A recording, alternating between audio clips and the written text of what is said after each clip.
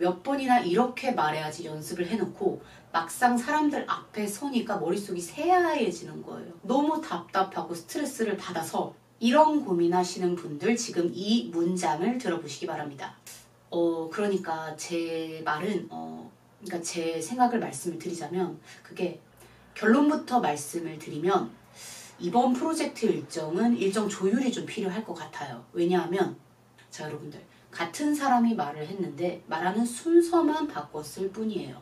그런데 말의 의미가 확연하게 다르게 전달이 되죠. 어떤 사람은요 어려운 말을 해도요 쏙쏙 귀에 박혀요. 그런데 어떤 사람은 막 설명을 하는데도 도대체 무슨 말을 하는지 전혀 모르는 상황이 오는 거죠.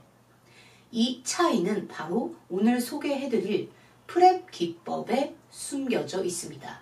이걸 제대로 아셔야 수십만 원씩 하는 스피치 학원 비용 아끼실 수 있습니다. 그렇게 중요하고 좋은 걸 왜 알려주세요? 왜냐하면 제가 그랬거든요. 말을 하면 할수록 대화가 산으로 가서 너무 스트레스를 받아서 여러분들은 안 그러셨으면 좋겠어요. 자, 논리적으로 말하는 가장 간단하고 완벽한 방법 1분만 연습하면 되는 그 방법을 지금부터 알려드리도록 하겠습니다. 오늘 영상에서는 우리가 말이 산으로 가게 되는 이 문제를 총 3단계에 걸쳐서 완벽하게 끊어낼 거예요. 마지막이 가장 중요합니다. 핵심입니다. 프렙 기법을 훈련할 수 있는 방법과 연습 템플릿을 사용할 때의 주의점까지 제가 자세하게 설명을 드릴 테니까 끝까지 집중해서 잘 따라와 주시기 바랍니다. 그럼 바로 시작해 볼게요. 횡설수설하게 되는 이유는 간단합니다. 내 생각이 정리되지 않았기 때문이에요. 아닌데요? 저는 다 정리하고 생각해 둔 게 있는데요? 아니요. 내 착각일 가능성이 매우 아주 큽니다. 왜냐하면 나 혼자 생각하고 나 혼자 정리한 말이잖아요. 우리는 대화할 때 항상 상대방을 염두에 두어야 합니다. 하버드 의대 그리고 스탠퍼드 연구에 따르면 우리가 특히 예민한 사람이 누군가에게 질문을 받을 때는 위험 신호가 켜진다고 합니다. 이 위험 신호가 켜지게 되면 생각을 정리하는 뇌의 시스템이 멈추게 되고 그 즉시 불안감이 먼저 올라오게 된다고 해요. 듣는 사람이 딱 생기는 그 순간 나한테 질문하는 어떤 굉장히 변화하는 존재가 생기는 딱 그 순간 내가 연습한 것들은 그냥 말짱 도루묵이 되어버린다는 거죠. 그때부터 이런 조급함이 생깁니다. 빨리 말해야 될 것 같아. 뭔가 잘 설명해야 될 것 같아. 이 생각이 드는 순간 여러분들은 말리게 되는 거예요. 준비한 거 다 까먹고 내가 무슨 말 하는지도 모르고 말을 막 뱉어냅니다.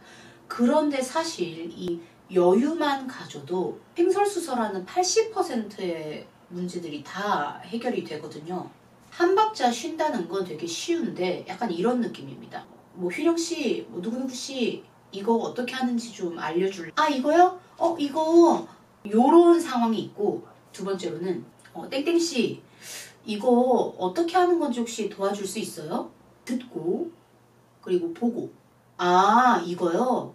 이거는 생각을 하고 블라블라블라 한 박자 쉬라고 해서 정말로 그냥 한 박자 쉬면 그건 좀 이상한 사람이 되겠죠. 우리는 한 박자 쉬는 동안에 상대방의 질문을 곱씹는 겁니다. 그 질문에 대한 떠오르는 대답을 하면 되는 거예요. 이 연습만 되잖아요. 그러면 횡설수설하는 문제가 정말로 많이 해결이 됩니다. 그러면 내 고민이 해결이 된 거네요? 이렇게 생각을 하지 마시고 한번 끝까지 들어봐 주세요. 여기까지가 횡설수설하는 사람이 연습해야 할 1단계고요. 2단계부터는 우리가 표현하는 방법, 논리적으로 표현하는 방법에 대해서 한번 배워볼 거예요. 2단계에서는 대화의 주제, 그리고 이 대화를 통해서 내가 얻고 싶은 상대방이 얻어갈 목표에 대해서 생각을 하는 겁니다. 주제랑 목표를 생각을 하라니. 아니, 일상에서 어떻게 매번 주제랑 목표를 생각을 해요? 맞아요. 일상에서 절대로 매번 그렇게 할 수 없습니다. 제 말은 논리적인 말하기가 필요할 때, 발표를 하거나 면접을 하거나 프레젠테이션을 누군가에게 설명을 하거나 이런 식으로 좀 멋져 보여야 할 때, 필요할 때 이 방법을 쓰라는 겁니다. 티키타카 하나하나를 신경 쓰기보다는 전체 맥락을 내가 계속 염두에 두는 거예요. 이 2단계를 하기 위해서 우리가 1단계를 연습을 해야 하는 겁니다. 조금만 여유가 생기잖아요.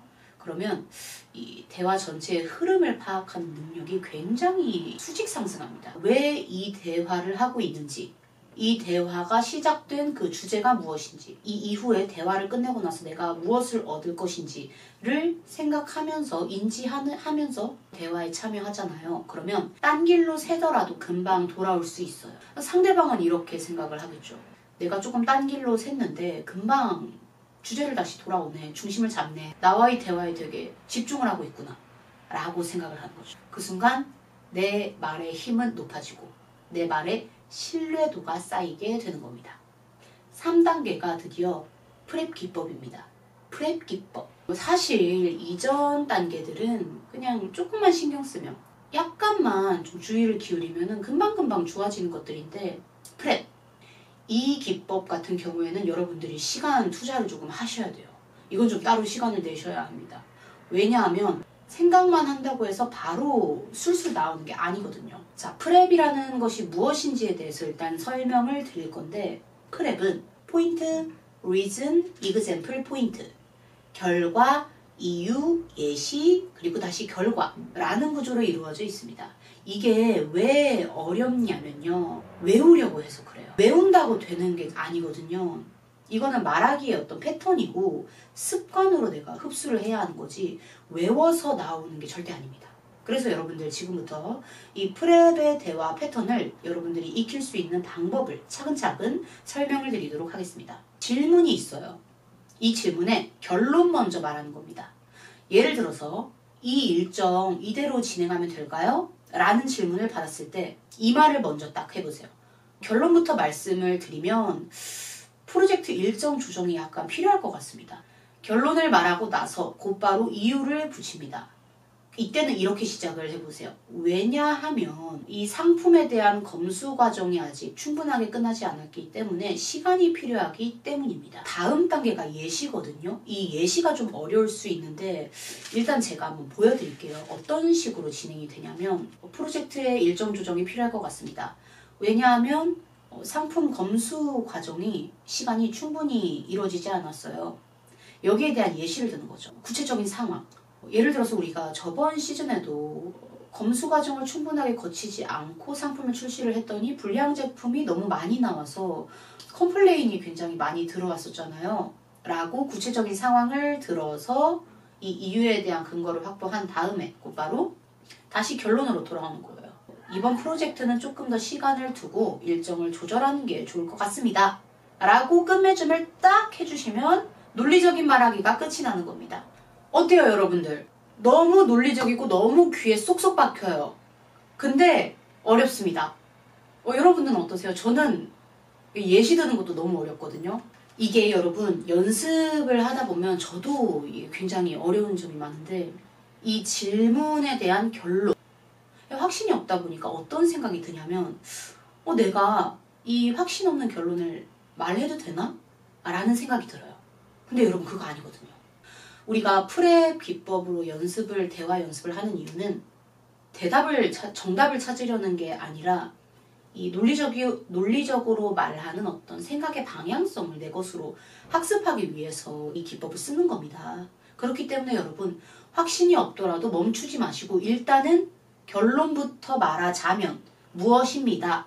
라고 문장을 완성시키는 연습을 한번 해보시기를 적극적으로 권하는 바입니다. 그리고 두 번째로는 제가 이거 촬영하면서도 느끼는 건데, 말이 길어져요.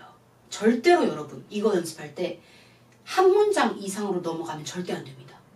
이게 문장이 길어지잖아요. 논리가 무너져요. 진짜 결론 같은 경우에도 5초에서 10초 한 문장이면 충분합니다. 이건 이유에 대해서도 마찬가지고요.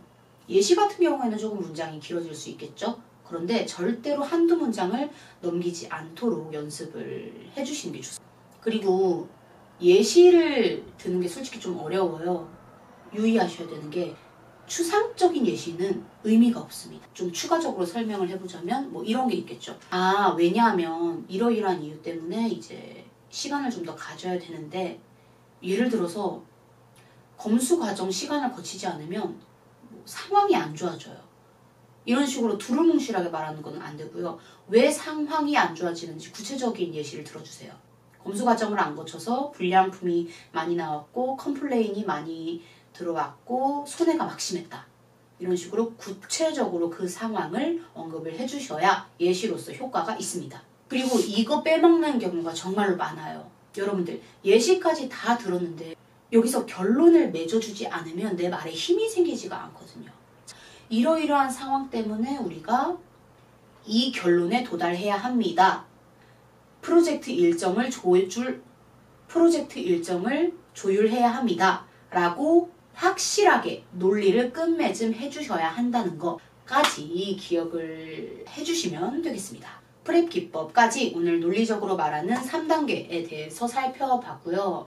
다 하는데 진짜 1분도 안 걸립니다. 이제 템플릿 연습 방법에 익숙해지는데 시간이 조금 걸리겠지만 최대 3분 걸리지 않거든요. 그렇기 때문에 여러분들 매일매일 이거 연습을 해주시면 분명히 논리적으로 말하는 거 여러분 것으로 흡수할 수 있습니다.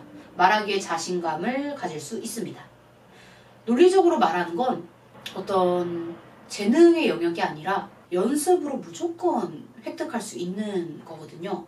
내가 시간을 쏟는 만큼 성장하는 게 보일 거고 성장하는 만큼 재미를 느끼고 더 열심히 하게 될 거예요. 그러면 너무나 말 잘하는, 너무나 멋있는 전문적인 또 다른 내 모습을 만나게 되겠죠. 저는 여러분들이 제 영상을 통해서 나도 몰랐던 내 자신을 찾아가면 너무 기쁠 것 같아요. 저도 진짜 소심하고 진짜 말 못하고 하는데 이렇게 카메라 앞에서 말을 하고 있잖아요. 저도 진짜 말 못하거든요.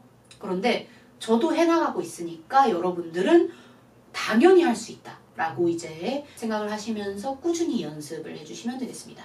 연습하면서 어려운 점이 있으시다면 댓글로 남겨주시고요. 연습 템플릿 같은 경우에는 제가 고정 댓글에 링크를 달아두었습니다. 링크를 확인해 주시면 되겠습니다. 오늘도 영상을 끝까지 봐주셔서 감사하고요. 저는 다음에 더 도움되고 더 유익한 주제로 돌아오도록 하겠습니다.